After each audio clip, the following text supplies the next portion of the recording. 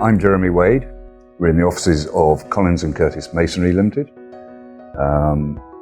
where we manufacture masonry products out of natural stone for various buildings, including historic buildings such as churches, cathedrals, as well as memorials. We use a variety of stones here, coming from various quarries around the country, the majority being limestones and some sandstones from the north. The limestones can start from the south coast, Portland and Dorset, which is a very fine white stone, very hard, going through the Bath stones, all the way up the A1 to Clipsham, Ancaster, and lots of different variety in colour and texture all the way through. Depending on obviously where the locality of the project is, then that will try and choose the most local stone. But then obviously Portland stone, being white and clean and hard, is used all over the country particularly.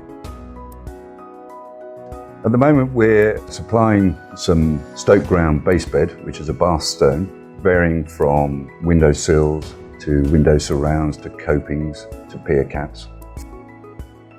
The client selected Stoke ground base bed, so we have to get the block, which can range from 6 to 12 tons of solid stone up from the quarry down in the Bath stone group. That then appears here. We then cut the stone up to size it to various required elements.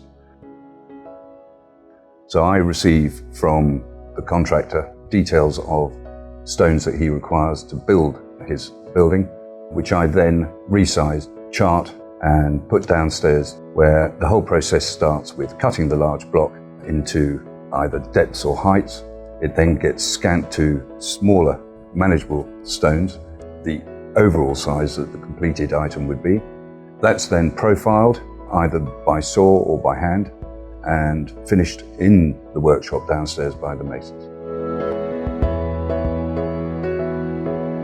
The tools and the machinery we use here starts from the very large primary saw to get the initial size of the blocks, through the medium saw to totally resize the block, to the final profile saw, which will cut the basic outline of the finished details. The machinery, which is basically the saws we're talking about, are graduated, but basically they are operated by hand, and particularly the profiling by means of a joystick. The saw blade can be dropped and raised, and it can be turned left and right.